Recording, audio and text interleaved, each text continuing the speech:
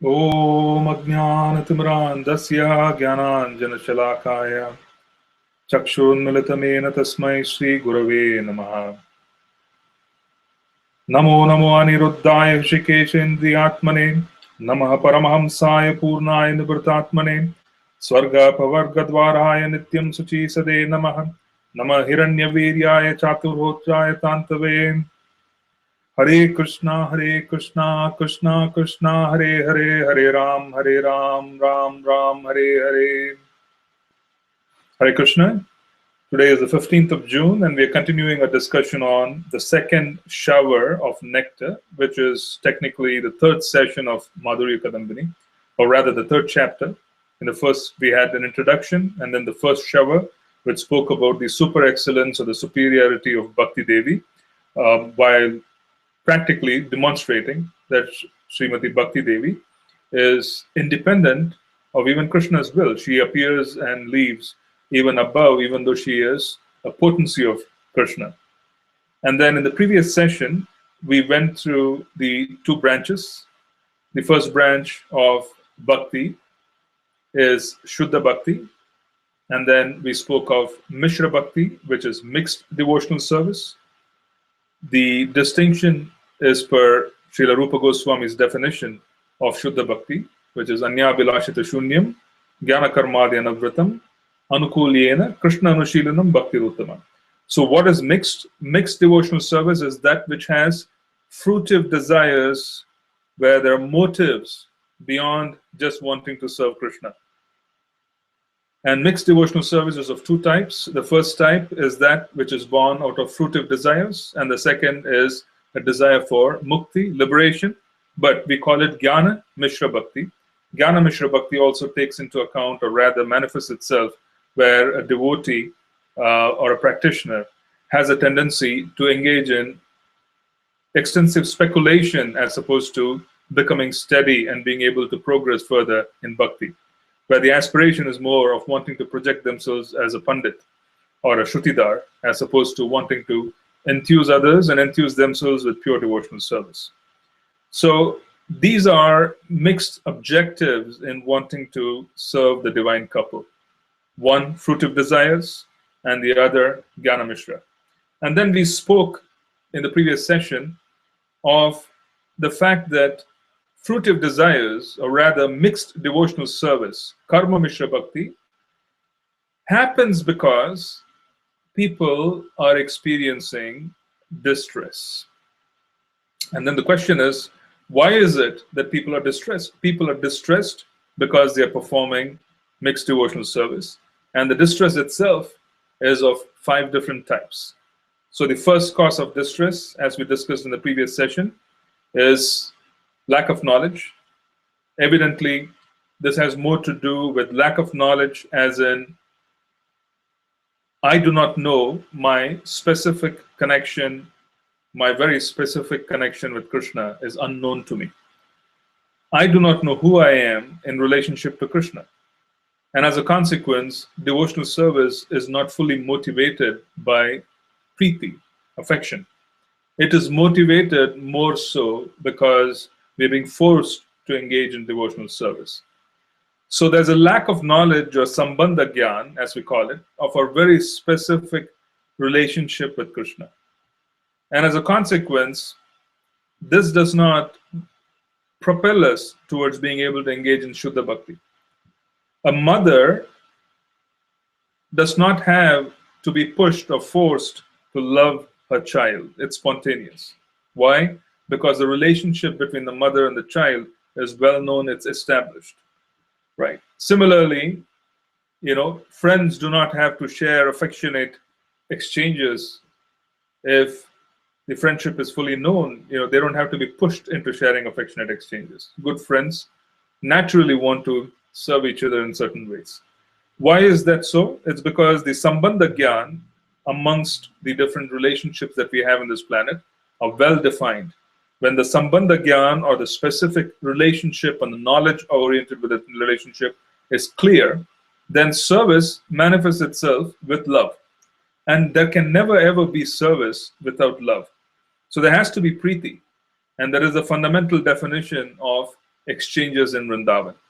So if you're a dasya, or if you're a servant of Krishna, you engage in dasa or being dasya of Krishna with preeti, with love. You do so even as a friend. A friend is a servant of Krishna because he is displaying love and he wants to exchange that love with Krishna in the form of service as a friend. A father and mother or the elderly people in Vrindavan who look upon Krishna as their child are experiencing preeti or love, and as a consequence, they have a specific relationship. Every relationship with Krishna is connected by service, but service without affection, service without love, it's not very sustainable. It's actually, there's no motivation for such service. As a consequence, lack of knowledge, we explained in the previous session, is an impediment. Since we do not know who Krishna is, who we are in that relationship, we suffer. And as a consequence, there's a waning and waxing of devotional service. There is distress, and there are activities that we do which are distinctly averse or rather not connected to Krishna. And then there is the situation of the false ego. The false ego of thinking we are something that we are not.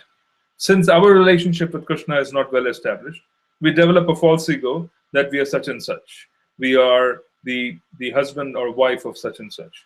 We are the father or mother of such and person, or rather we are the children of such people. All of this is factually true, but it's temporary. And then there's great distress involved in every material relationship because of the fact that it is material. It's temporary. As a consequence, it is destined to show both sides of duality. It's supposed to be dual. It is supposed to show you problems and it is supposed to give you happiness. It's dual by nature. It's mixed. Now, false ego also propels us to develop goals and aspirations which are disconnected from Krishna. We might want to aspire and progress tremendously professionally, which is also part of a false ego, where we start thinking that professional advancement is my identity. I'm a professional, and I must have these kind of results professionally. Aspiring for such results and working very hard is not a problem, but then there should be a clear understanding that those results are governed by Krishna, and as a consequence, there will be disappointment if Krishna practically doesn't desire that those results have to manifest. So we perform our roles in every other identity as a matter of duty, without any attachment. Our attachment is to Krishna. So that's your false ego, and false ego causes distress. Sometimes we experience distress in the professional arena, sometimes we experience distress in relationships, sometimes we experience distress in other aspects of our identities which are being shattered. The more attached we are to a certain identity, the deeper the pain. Next comes attachment itself, where there is either attachment on one end, where we are extraordinarily attached to something, and that particular idea invariably does not manifest the way we want it to, because that's the nature of material energy. Material energy changes when we get very close to it. From afar, the picture presented by material energy is of one kind. When we go close to it, it is of another. So there is this challenge of being, rather setting up goals and being enamored by material energy and becoming very attached, and as a consequence, we suffer greatly. Why? Because we are attached, and whatever we are attached to does not manifest. We are in distress. And then we also looked at the fourth aspect of distress. The fourth aspect of distress is clearly an offshoot of attachment, envy. Since we are very attached to something and we don't obtain it, we look at others who have similar results and we become envious. We simply become envious because we can't, we begin calculating the presence of others in our lives. We start looking at people and saying, they have to be this way, they have to be that way. These are all different manifestations of enviousness. What happens when one is envious? When one is envious, one is distinctly in distress. The person who is envious is like a person who is holding a burning piece of coal. Someone who is holding a burning piece of coal necessarily undergoes great suffering. Think about it.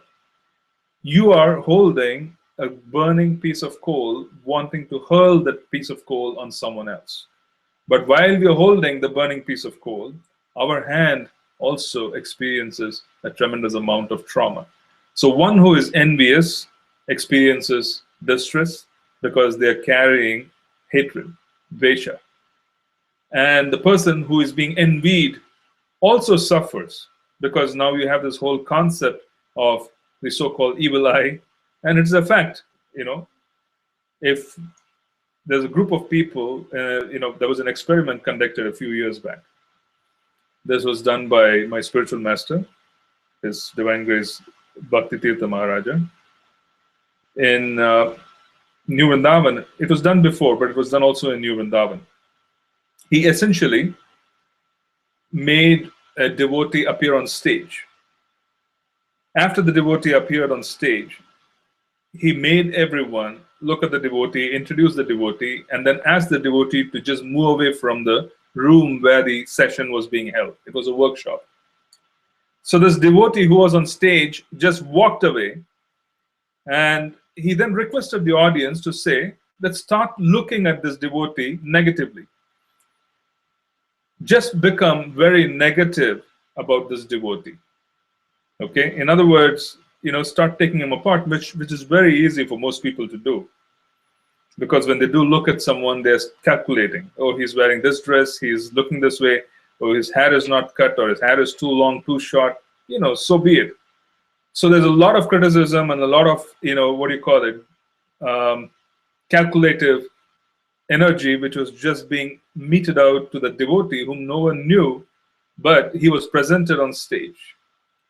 Before he left the stage, the devotee was asked to raise his arm, rather, hold it like this, the Nazi salute.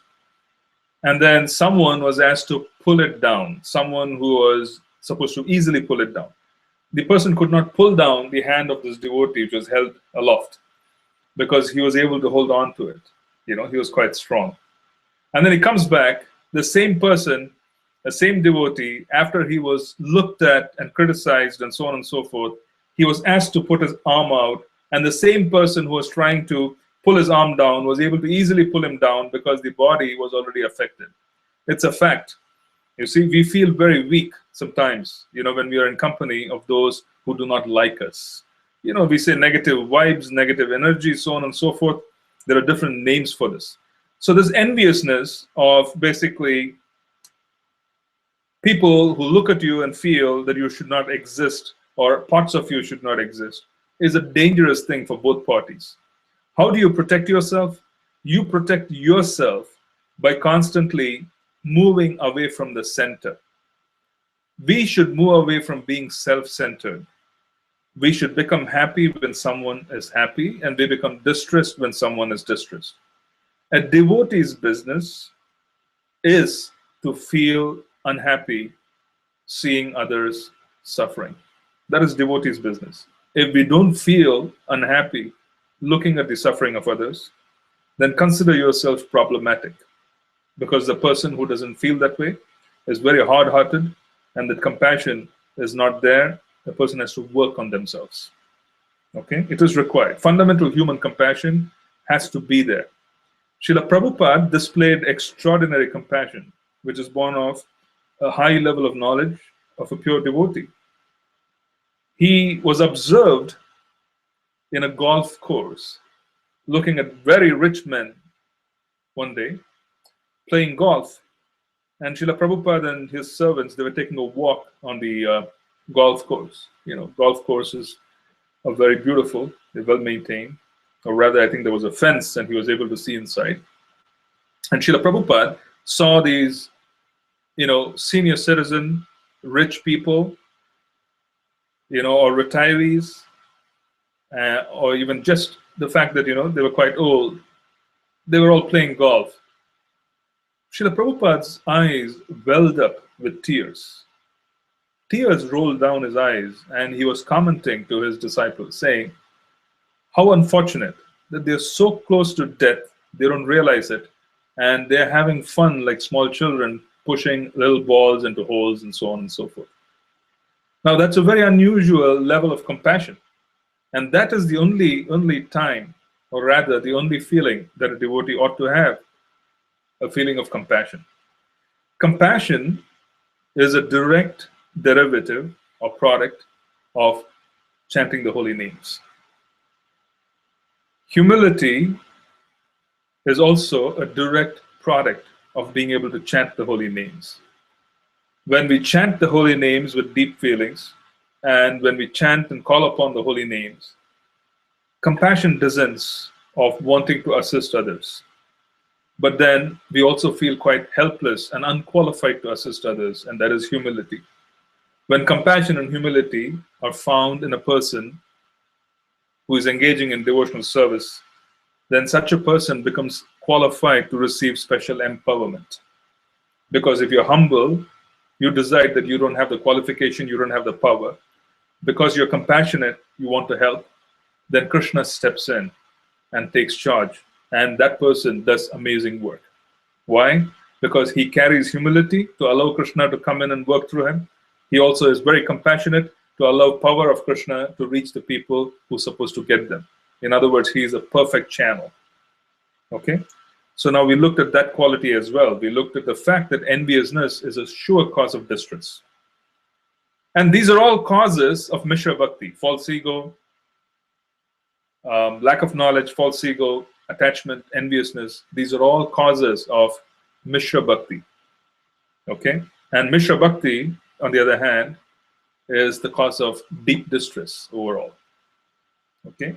Now let's look at the last one. The last one is where someone is constantly trying. Okay? They're not putting 100%. It is like saying that they are not putting 100%, but they're constantly trying, like this fox which is trying to grab grapes. They keep jumping up, and then they cannot really catch the grapes. The fox is not able to get to the grapes. And then the fox, being who it is, quite a deceptive creature, walks away and makes this comment saying, "Oh, the grapes are very sour." Who wants those grapes? So some devotees, they try, but they don't really try enough, and they have all kinds of problematic consciousness. And in some cases, devotees come with such consciousness, very difficult. We're going to talk about it in a moment. And those devotees, practically, what they do is that they call the prospect of devotional service as sour grapes, and they tend to move on. And what they do is they try engaging in sense gratification, mundane engagements. Oh, we used to have beer, or we used to hang out in the pub. That used to give us pleasure. Let's go try it out. Or there used to be some kind of entertainment which they used to do, some kind of sense gratification. Let's try that out. Let's go hang out with our old friends. Okay? All of these are parts of mundane engagement, and they result in deep sorrow. Why? Because this person has such deep knowledge. Now he's going back, or she's going back and trying things which are not to be tried. And as a consequence, they experience distress. So we looked at the 5 different types of distress. The 5 different types of distress are nothing but manifestations of Mishra Bhakti. Okay? They are Mishra Bhakti because we engage in Mishra Bhakti, because we engage in spiritual life which is not proper, which is not according to principles, because we are holding back so much. As a consequence, our devotional service is mixed and it results in distress. All forms of distress of a human being, the causes are invariably spiritual. What do I mean by that? The problem is spiritual. There's something problematic or wrong with the way they are leading their devotional service or lives. Something is wrong. And as a consequence, they're quite distressed. Because one who is engaging in Shuddha Bhakti, they cannot be distressed. They cannot be. There's no question. Shuddha Bhakti is when one has identified 100% with Raja. That cannot be distress. So it's mixed devotional service that produces all kinds of distress. Okay, so we looked at these 5 causes. Now, in this session, we want to progress further. We want to talk about the quality of faith. Because Sri Rupa Goswami says in Bhakti Rasamrita Sindhu that the first principle that we come in touch with is Shraddha, Adav Shraddha. So one is supposed to have the first leap of faith. And what is that faith? The faith that is demanded by our process is actually not much. You see, initially, when we come in touch with the movement, we are enthused, and we come in touch with the movement, and we are enthused because we sometimes come in touch with elevated souls, And when we come in touch with elevated souls, we have the ability to connect with their unalloyed devotional service. When Srila Prabhupada came here to New York, he just sat on the park and he played his kartal and he attracted so many. Why did that happen? Right? It happened because Srila Prabhupada is unalloyed. His calling upon the holy names enters into their hearts and shatters their material conceptions. And because they were innocent, immediately the fires were ignited. There was Sukriti because they were there. Otherwise, they would not have been around Prabhupada. There was some Agyata Sukriti from the previous lifetime that those participants who were there initially were hanging around Prabhupada, even though they were in bodies which were not connected to the Vedic paradigm. They were in an environment which was distinctly in the middle of New York, okay? And they were engaging in what they thought was a dance because it was pleasant music. There was this mystical looking personality. He had a golden glow and he was sitting there and he was chanting. And this chanting was so powerful that they were just getting into it, or rather it got to them. So this involved Sukriti. This involved Agyata Sukriti, blessings and kind of, whatever credits they carried from the previous lifetime, right? Bhakti Runmukha, Sukriti, Agyata Sukriti. And once they come in touch with such an unalloyed devotee, Adav Shraddha creeps in. What is the next step? Shraddha happens, and then there are several steps that have to follow. The next step is Adav Shraddha. Then they have to become enthused of wanting to associate with others who have similar faith, sadhu sangha, right? And then after they engage in sadhu sangha, they have the ability to engage in bhajana kriya. So this whole process is also described in the Bhagavad Gita. We spoke about it, 4.34, right? Where Krishna says you go and meet a guru, approach the guru with humility, pranipatena pariprashnena sevaya. And if you approach him in such a manner, being a Tattvadarshi, being someone who has seen reality, he would be able to impart the truth and he would be able to give you direction and he would be able to help you. But then there is this Adav Shraddha, which is extraordinary because that opportunity, when it comes, you have many, many changes that occur in a person's life. And it's all a matter of previous credits because they haven't really contributed much in this lifetime. They have just come in touch with unalloyed pure devotional service. They have just come in touch with unalloyed devotional service, and as a consequence, they are completely taken over. But their response to it is very different based on previous credits. Our response to pure devotional service when we come in touch with it is very different. Different devotees respond to it in different degrees of surrender. Okay? Different degrees of surrender. So I just want to read from Srila Vishwanath Chakravarti Thakur's Madhurya Kadambini, where they're quoting Srimad Bhagavatam, 11th canto, 2nd chapter, 42nd verse. I'm reading the translation. Bhaktir Pareshanubhava Viraktir Anyatra Chaisatrika Eka Kalaha. That along with devotional surrender and direct perception of the Lord, Supreme Lord, aversion to and detachment from matter occurs simultaneously. Okay? So, we spoke in the previous week that Bhakti, Shuddha Bhakti, has two leaves. First of all, we spoke about Mishra Bhakti and the causes of distress. Now, we also spoke about the fact that there are two leaves. One leaf of Shuddha Bhakti, or rather one leaf of Bhakti, or the process of Bhakti, is Kleshagni. Klesha are the different afflictions which we spoke of. Klesha, in one sense, is distress or the causes of distress. And then we also spoke of Kleshagni because the first manifestation of benefit of coming in touch with pure devotional service is we experience freedom from distress. But why doesn't it happen spontaneously? Why doesn't it happen immediately? Why does it take several years? Why do devotees experience distress? We discussed that by giving you 5 reasons. Okay? Now we're going to talk about the other leaf. Okay? Srila Vishwanath Chakravarti Thakur is talking about 2 leaves. Okay? And he's saying that the leaf has an upper surface and the leaf has a bottom surface. There are 2 leaves which are held, just like 2 leaves together. They are sprouting, and then they have an upper surface, and then they have a bottom surface. Okay? The bottom surface of the leaves One of those leaves, bottom surface, is Kleshagni. The other part of the bottom surface of the leaf is Vaidhi Bhakti. Vaidhi sadhana bhakti, or the process of engaging with rules, regulations of regulated devotional service as practiced by the followers of Srila Bhaktisiddhanta Saraswati Thakur, our Prabhupada, and so on and so forth. The Vaidhi sadhana bhakti as practiced is with rules and regulations. And that results in Kleshagni, complete elimination of distress. Okay? Complete elimination of distress. And then, after the elimination of distress, one also experiences good fortune. What is the good fortune? Good fortune, Shubhada, occurs when one becomes fixed. What is the meaning of becoming fixed, and when can one become fixed? One cannot become fixed unless they have very good Sambandha Gyan. One cannot become fixed unless they develop Rati. Okay? So that is real good fortune. Now, there is a problem. The problem is that when all the distress has been completely removed, one continues performing devotional service. But sometimes there is a gap between the removal of distress and the coming of good fortune. That particular gap is when we chant Namabhas.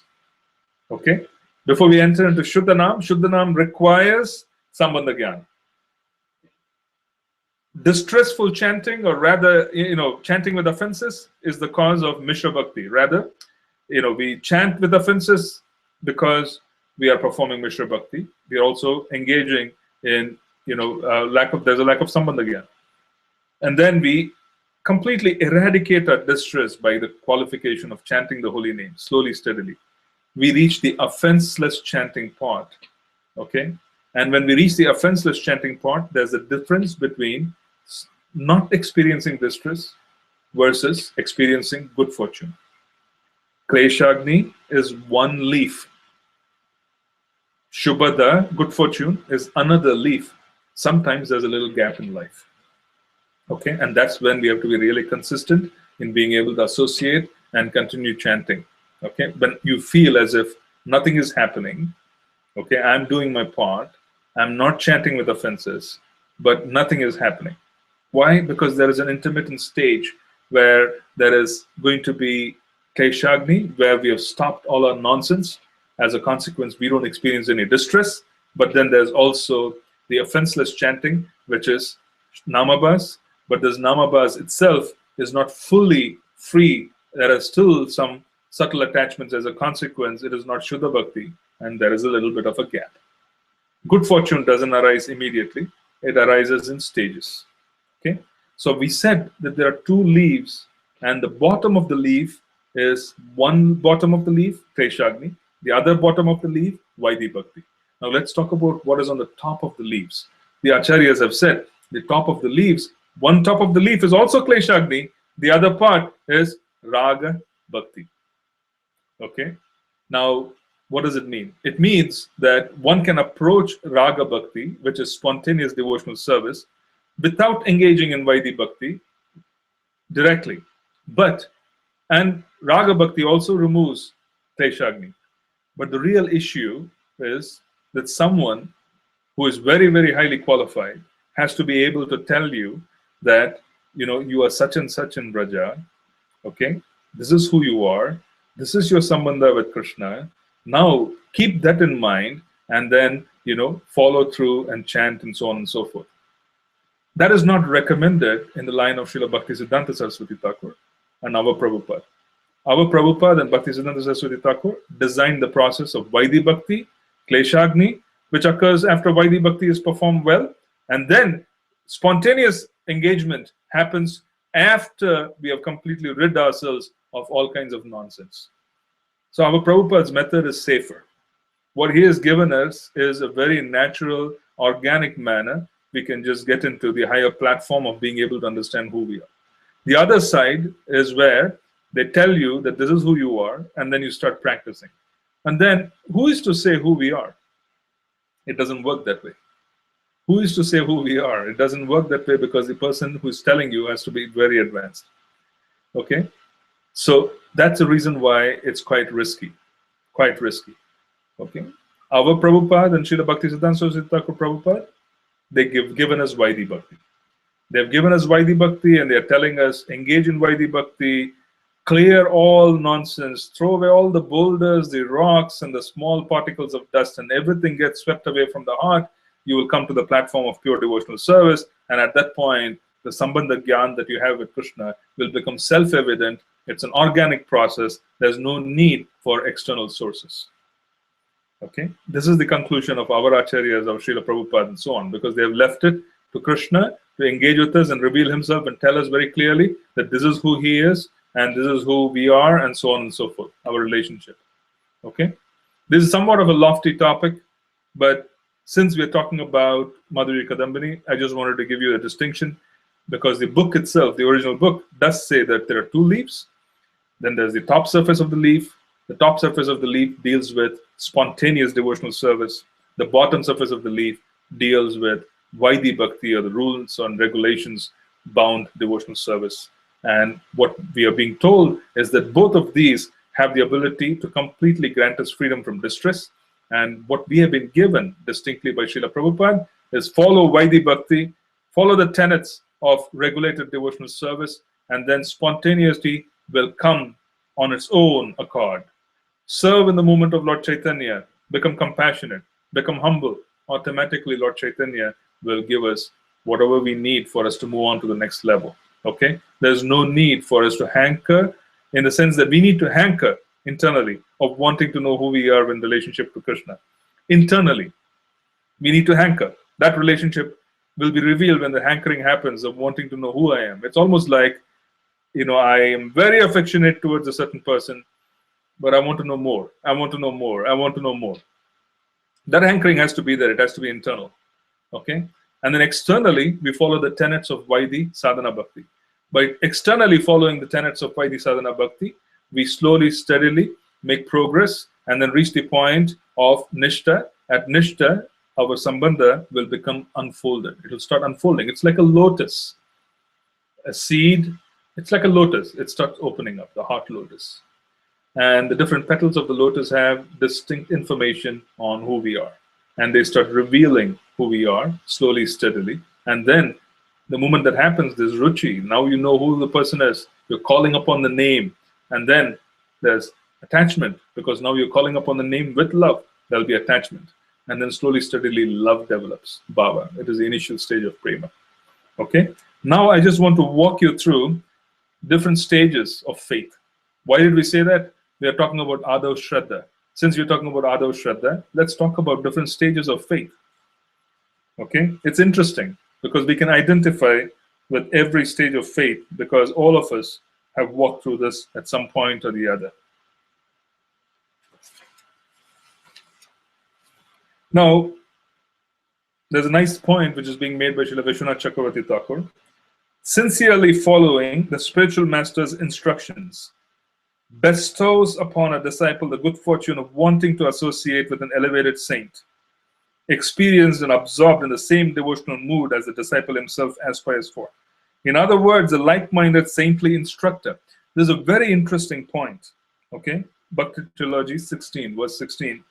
Sincerely following the spiritual master's instruction bestows upon a disciple the good fortune of wanting to associate with an elevated saint, experienced and absorbed in the same devotional mood as the disciple himself aspires for.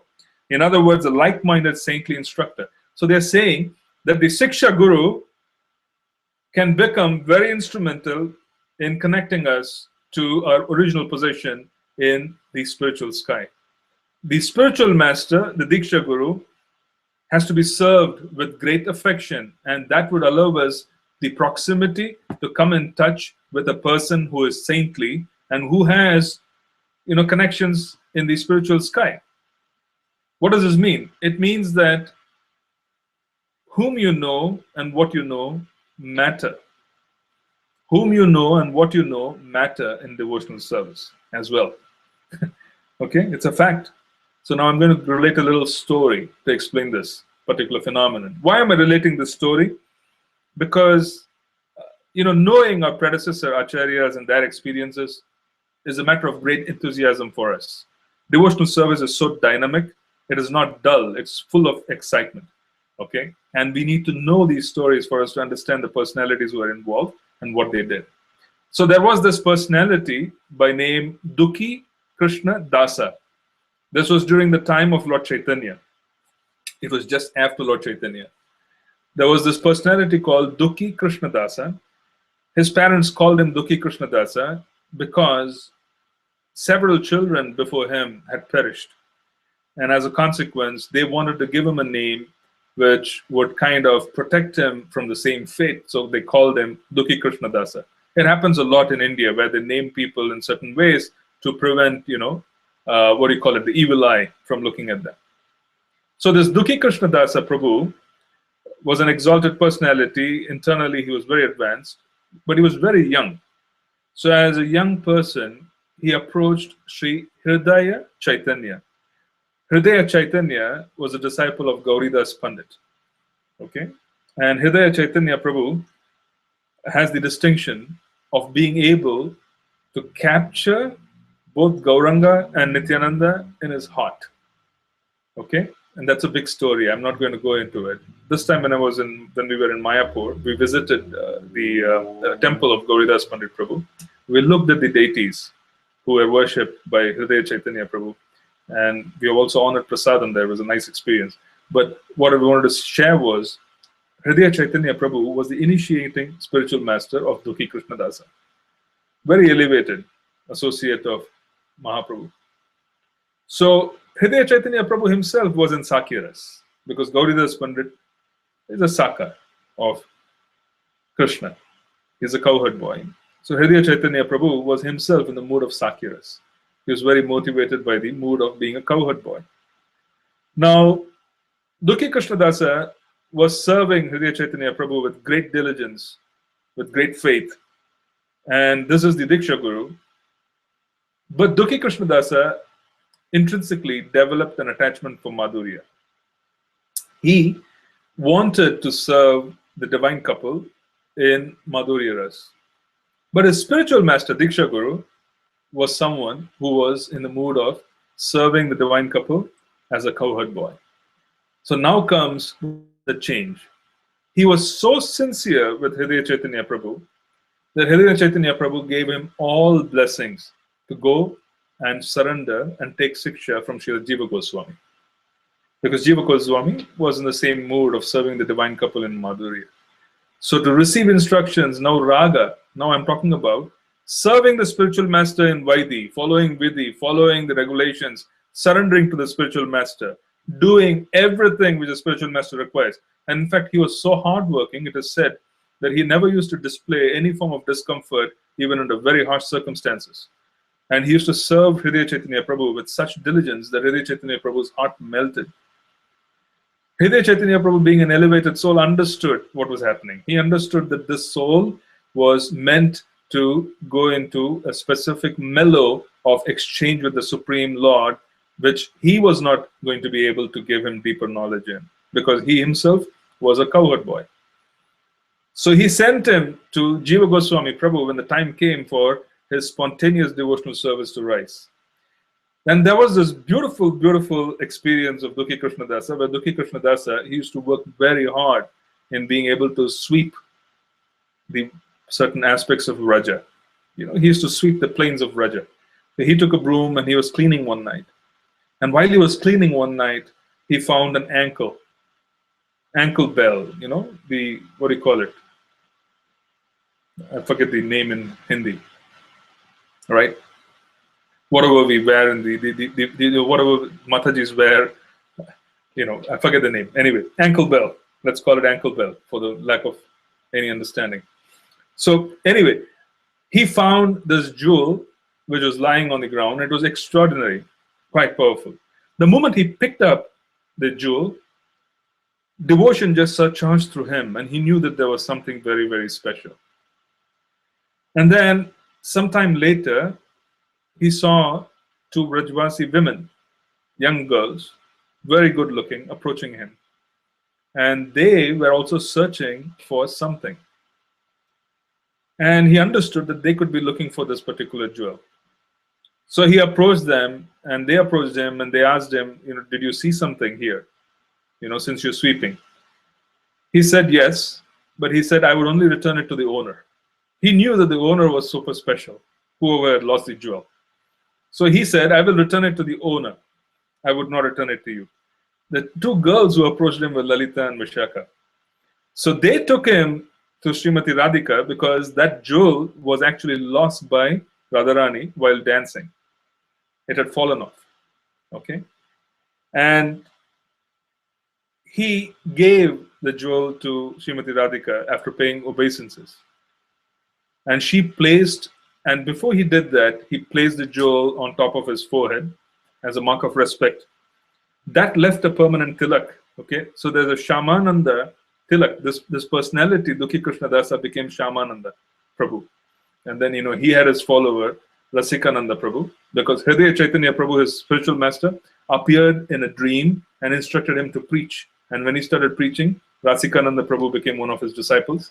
So there's a long story. The point which I wanted to make here was Vaidhi Bhakti, when it is done very seriously and with great, great diligence, leads one automatically to spontaneous devotional service by the mercy of the Guru. Okay? So we are under a lot of protection, being under the shelter of Srila Prabhupada and our spiritual masters.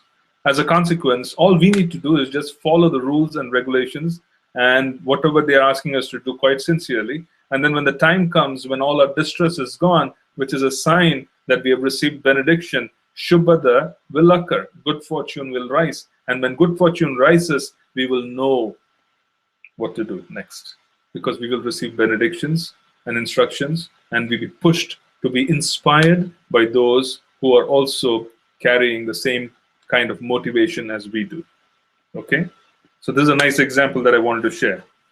Now, I'm going to talk a little bit about how much time do we have. It's already 9:15. Okay, I wanted to complete this, but let's see. Completion is not the motive. Right. So why is there Anisthita Bhakti? Because there's Nishta is Nishta Bhakti. Before that, why should there be unsteady devotion?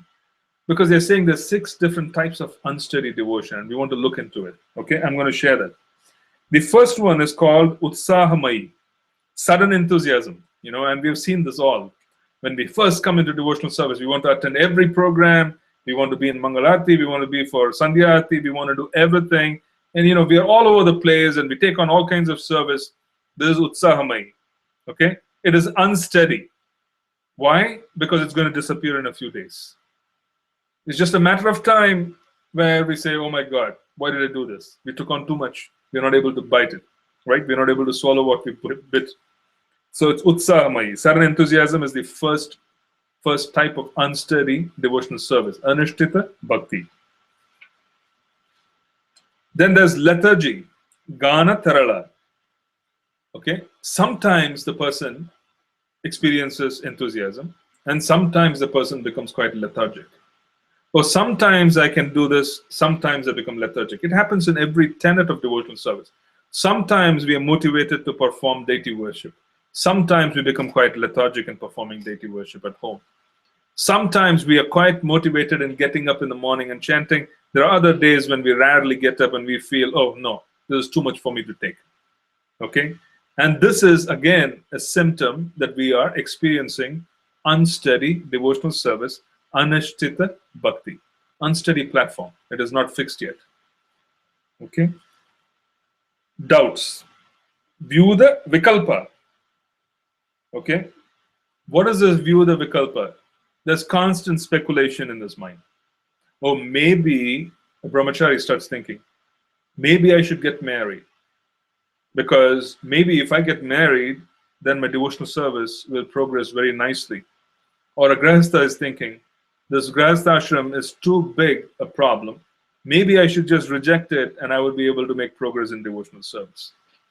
This is unsteady as well, because this is called Vyuda Vikalpa, where we are thinking that being in a certain ashram, being in a certain profession, so on and so forth, can have a direct bearing. It may influence, yes, I do agree that it does influence. Whatever happens in the environment does have an influence. But how you handle it is going to depend on the credits that you carry. There are some devotees who almost display naivete. Why am I using the word naive? is it appears as if nothing affects them. All kinds of hell breaks loose and they just keep going steady. No problem at all. Why? Because there's credits from the previous birth which is allowing them to move forward. There are some who do not need much to become unsteady. Okay? It's almost like any small incident can push them to unsteady behavior in the devotional service. Okay? There are some who are unsteady that way. Now we have others who think, oh, maybe I should not be in this ashram, or maybe I should be in a certain ashram for me to be able to execute. Maybe I should, face west or face east, or different, all kinds of speculation, all kinds of doubts, and this is called vikalpa. This is also a stage where you can actually stage, or rather calibrate ourselves thinking, oh, is this happening? Okay, this is one of the 6 stages of unsteady devotional service. Okay. Then the first stage we spoke of is utsahamai, sudden enthusiasm. Second stage, ganatarala, lethargic, sometimes enthusiastic. Doubts, third stage, vikalpa. Okay, and then the fourth stage is vishaya sangara. Okay, and what is this vishaya sangara? The definition given by Srila Vishwanath Chakravarti Thakur is vishaya sangara is a stage where conflicting doubts and arguments are resolved in the devotee's heart and is convinced about the path of renunciation. Okay, but doubts in this particular stage, there is still flickering back and forth, but then there's conviction on the path of devotional service. What is being noticed right across from the beginning? Utsahamai, and then you had Dana Karala, which is the idea of becoming lethargic, and then we had the Vikalpa, and then the fourth is Vishaya Sangara. There is still material attachment, even though the doubts have gone, that devotional service is the path. Sometimes, we have reached this conclusion, saying what Srila Prabhupada has given us is the way to go. Okay? Before that, there were doubts. Initial enthusiasm, and then there was enthusiasm combined with lethargy, and then the third was full of doubts, okay, on the prospect of devotional service. Now the doubts exist, but there's conviction. Okay? Now what is it which is being noticed right across is all of these are actually stages of faith in scriptures. Understand that. This is completely related to our faith in scriptures. If a Uttamadhikari Vaishnava or a Madhyamadhikari Vaishnava who is a Uttamadhikari who has come to the Madhyama platform, I'm not referring to a Madhyamadhikari as in, such a person has the ability to have implicit faith in scriptures. And when someone has implicit faith in scriptures, devotional service will be steady. There will be absolutely no up and down, doubts, this, that, nothing. Why? Because the faith in scriptures will be super strong. So what is being seen here is actually different levels of faith in scriptures. Vishaya Sangara. Okay? Now, what happens? Now, here's the other statement from Srila Vishwanath Chakravarti Thakur. Scripture states that just as an object lost in the West cannot be found in the East, similarly, a person engrossed in materialistic activities will never become attached to Krishna. The devotee feels that his desires for sensual enjoyment are forcing him toward fulfilling them, and so his attraction for chanting and devotional service becomes weak. Therefore, he thinks he should immediately discard those desires and wholeheartedly chant the holy name, although even in the process, he may sometimes fall victim to sense gratification. The devotee still remains convinced of the scriptural truth that perfection can be achieved through devotional service. Okay? What is this point which is being made here? Is that the fourth stage is where there's a lot of material engagement, there's attraction to it. Okay? But along with that attraction, there's also attraction to devotional service and conviction that the path which has been given in the scriptures is right. But the person keeps going in the wrong direction and comes back. Keeps going in the wrong direction, comes back. Okay? So there is no doubt about whether I should go in the direction of scriptural injunction. The doubt here is more a situation of the senses being weak and being drawn into sense gratification. Well, let me have a little bit of this. So that should be there. I should be engaging in whatever the world has to offer as well. Otherwise, I would not understand it. All kinds of speculation on what they're supposed to and not supposed to do. Okay? And then you have unrealistic vows. Unrealistic vows is also being given as a part of unsteady devotional service. Oh, Prabhu, I'm going to start 64 rounds starting today. Okay, and I'm going to maintain 64 rounds. Completely unrealistic. Unrealistic. Okay, this is a part of unsteady devotional service. Try it for maybe 1 week, 2 weeks, or maybe even a few days, and the person is not able to maintain it. Again, he comes back. So there's a 64 rounds back to 16. Okay, and rather going back again to 64 rounds, 40 rounds, 50 rounds, things like that. All of this is unrealistic vows which people cannot maintain. It is unsteadiness. This is also anishtita. Okay, and it is called niyamakshama, where the devotee vows to increase his devotional activities.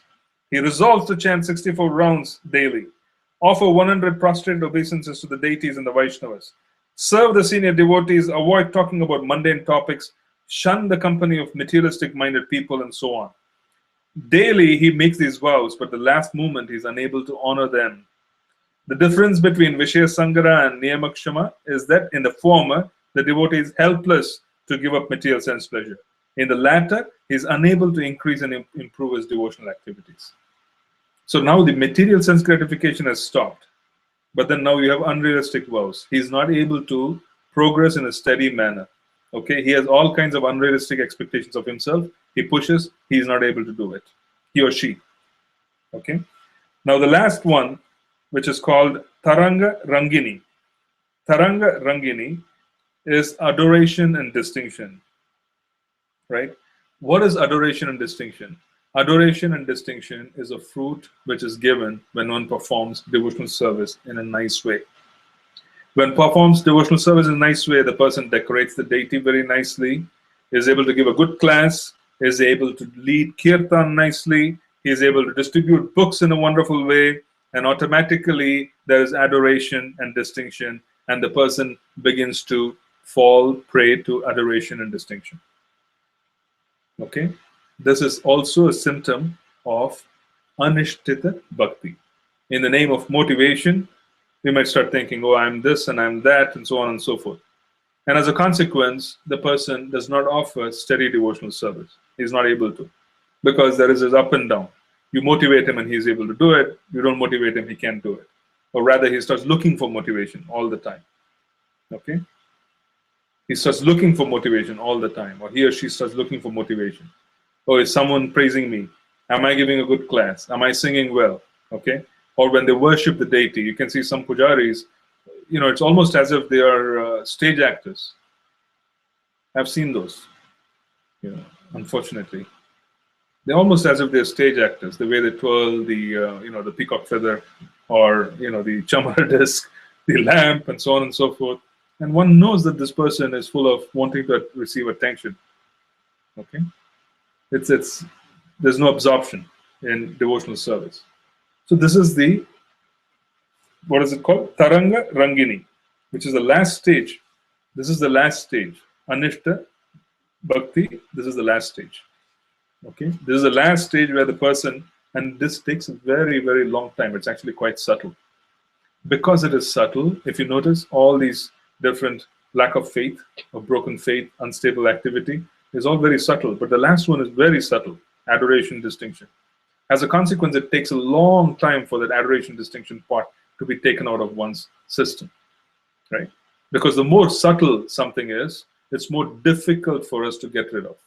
And this adoration and distinction part is very difficult to get rid of. It's very difficult. Very difficult to get rid of because it takes time, okay? Where the person's connection with Raja has to thicken and it has to become completely solid, where he or she has no connection, there's no perceptible happiness of this world. And then the person is able to give this up, okay? Adoration and distinction are also a manifestation of sexual desire. It's very subtle level, at a very subtle level. Wanting fame, wanting to be adored, wanting to be the controller, wanting to be in the center of everything, wanting to play Krishna, which is what it is. Fame is a quality of the Lord. So when one desires a quality of the Lord and not the Lord, it is anishtita bhakti. It is unsteady devotional service. Oh, I am not being praised. I have not been given a position. So there is sthana abhilasha. There is a desire for position. Okay, it happens a lot in ISKCON, in our spiritual organization, any other spiritual organization, where people aspire and kind of climb the corporate ladder within the spiritual institution, and they do so on the basis of so-called devotional accomplishments. Okay, distributed X number of books, made so many devotees, sing very well. All of these are quite problematic in that sense. It's very difficult to get rid of this because it takes time. Okay, the relationship with Krishna has to thicken. So this real purity is required as one goes on. Okay, and when that becomes completely manifest, then one is able to shed this particular problem as well. Until then, showbiz continues. These characteristics attract people who in turn crown the devotee with wealth, adoration, distinction, and position. Right? Kanak Kamini Pratishta.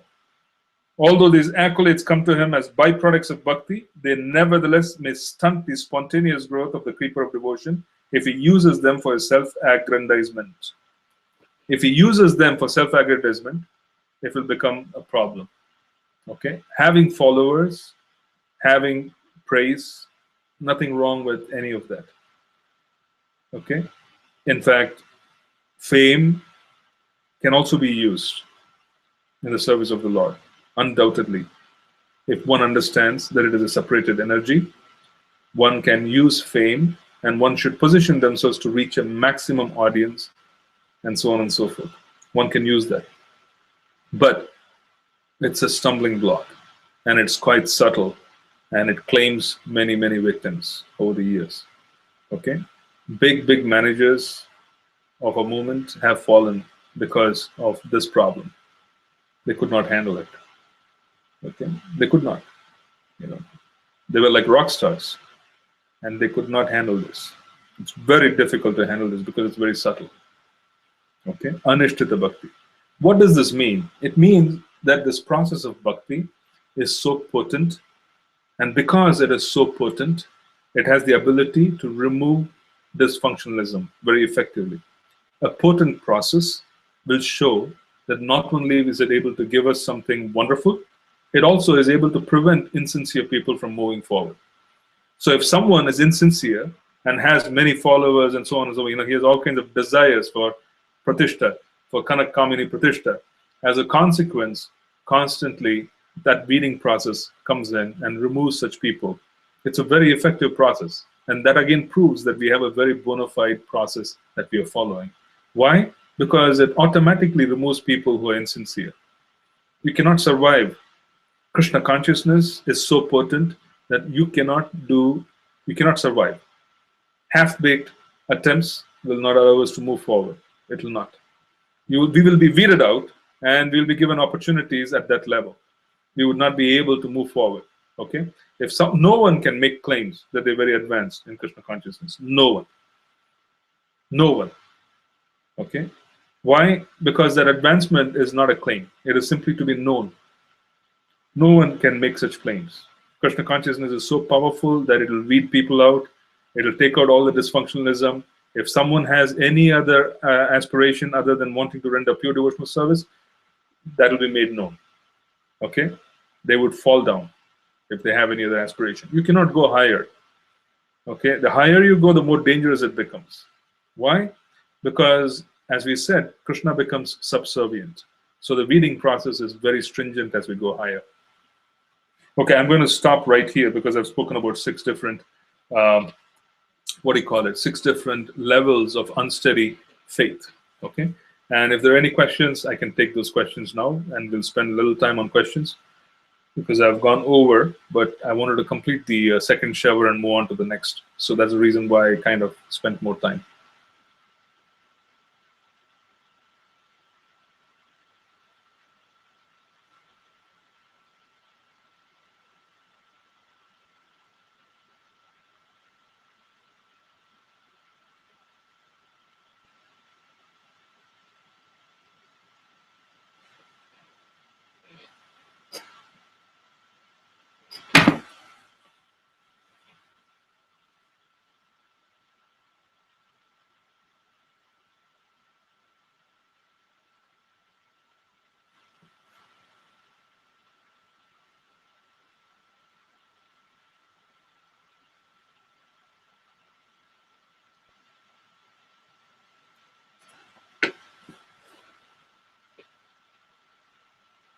Okay, there are no questions.